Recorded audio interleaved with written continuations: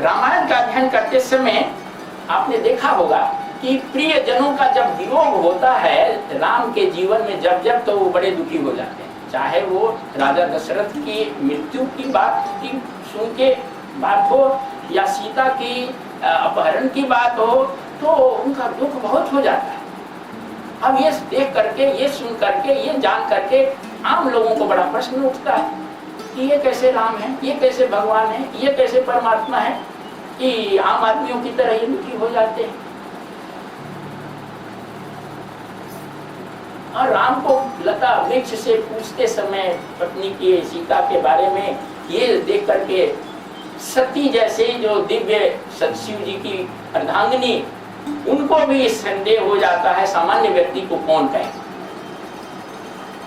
लेकिन इसके पीछे बात को समझनी चाहिए। हमारे शास्त्रज्ञ कोई इन बातों को लेकर के अपनी अज्ञानता को नहीं प्रदर्शित कर रहे हैं, वो बहुत दूर की बात प्रदर्शित कर रहे हैं। हम भले उसको समझ ना पाते हो और अपने पांडित्य में हम कहते हो कि देखो ऐसा क्यों लिखा हुआ है। ये बात क्या वाल्मीकि या तुलसीदास के दिमाग में नहीं आई होगी?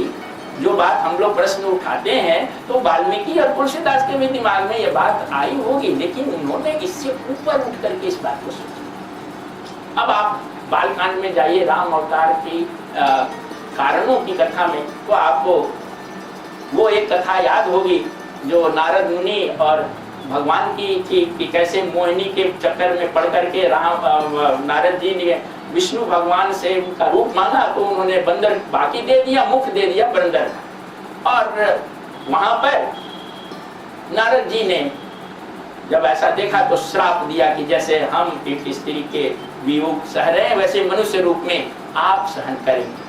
तो एक को की संत के उस श्राप के अनुसार, यानी जो प्रारब्ध कर्म है उस कर्म के अनुसार राम या हमारे अवतार जो भी है उसको स्वीकार किया और उसका एक लीला के रूप में उसका किया। लेकिन ये भोगते समय दूसरी तरफ आप इस बात को भी देखिए कि जीवन के क्रम में परिस्थिति के अनुसार राम ने अनेक प्रकार की अपनी वेदना जरूर प्रस्तुत की, लेकिन बाहर से सामान्य रूप से परिस्थिति के अनुसार भावना की अभिव्यक्ति करते हुए भी राम को अपने वास्तविक ईश्वरीय रूप की सदा स्मृति बनी हुई हमेशा। और ये बनाने का श्रेय वशिष्ठ जी को जाता है। उन्हें पहले ही उनके अपने वास्तविक स्वरूप की प्रतीति करा दी थी कि आप कौन हैं,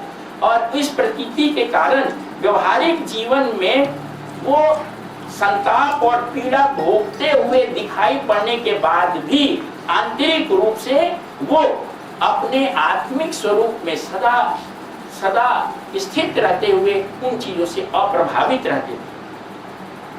अगर ये इस कथा के माध्यम से साधक के समक्ष एक आदर्श दिया गया है कि यदि वो अपने चित्त के हृदय की गहराई में अपने वास्तविक राम स्वरूप की स्मृति रखे कि वास्तव में वो परमात्मा है, राम स्वरूप की स्मृति रखे, तो जीवन में आए जितने सुख दुख हैं उनसे वो उनके थ्रू गुजरते हुए भी वो उनसे अप्रभावित है।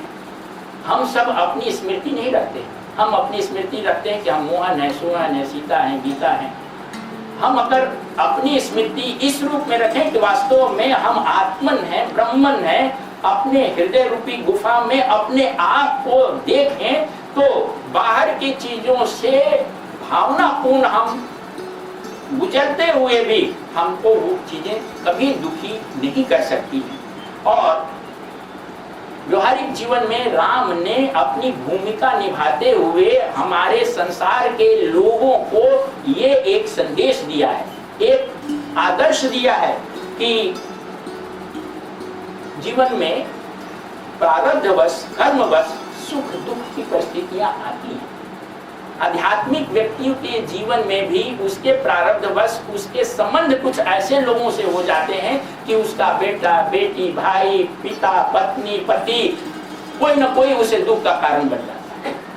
और अगर वो दुख का कारण बनता है तो आम व्यक्ति जो है वो दुखी रहता है, लेकिन आध्यात्मिक व्यक्ति इस बात को अच्छी तरह से जानता है कि जैसे राम ने अपने जीवन में इस तरह की घटनाओं से होते हुए अपने वास्तविक स्वरूप की स्मृति में अपने को स्थिर रखा, उसी प्रकार से हम लोगों को भी इस रास्ते से, इस अनुभव से, इस घटना परिस्थिति से गुजरते हुए भी हम वास्तव में ये शरीर नहीं है, मैं ये व्यक्ति नहीं हूँ, वास्तव में हम आत्मन है, ब्रह्मन है, इसकी स्मृति बनाए रखने के लिए रामचंद्र जी ने इस प्रकार का उदाहरण दिया कि वो जैसे आंतरिक रूप से अपने सत्य में स्थित रहे, वैसे हम लोगों को भी अपने सत्य में स्थित रहना चाहिए। संत महात्मा आत्मज्ञानी लोग कोई निर्दयी, निष्ठुर, पाषाण हृदय वाले नहीं होते हैं। उनके बदले में उनकी जो दृष्टि होती है वो बड़ी ऊंची और परात्पर होती है, भावातीत दृष्टि होती है। मानवीय मूल्य और संवेदना के प्रति ये संत महात्मा कोई असंवेदनशील नहीं होते हैं, बल्कि बहुत संवेदनशील होते हैं और वो मानव दुख को, दर्द को समझते हैं। यदि दूसरे के मूल्य और संवेदना के प्रति वो संवेदनशील नहीं होते तो वो दूसरों की भय, चिंता, दुख को दूर करने के लिए नहीं सोचते। लेकिन जितने संत महात्मा हैं, जितने ज्ञानी पुरुष हैं, उन्होंने क्या उपदेश दिया है? आप कैसे दुखों से दूर हो सकते हैं, कैसे निर्भय हो सकते हैं, कैसे अपने आप को, अपने को बचा सकते हैं इस भव व्याधि, भव अग्नि से। इसी के लिए उन्होंने उपदेश दिया और इसी के लिए आत्मज्ञानी संत मुक्त होने के बाद भी बार बार इस संसार में आते। और अवतारी पुरुष भी क्यों आते हैं? रामचंद्र जी को अवतार लेने का क्या जरूरत पड़ी, कृष्ण जी को अवतार लेने की क्या जरूरत पड़ी?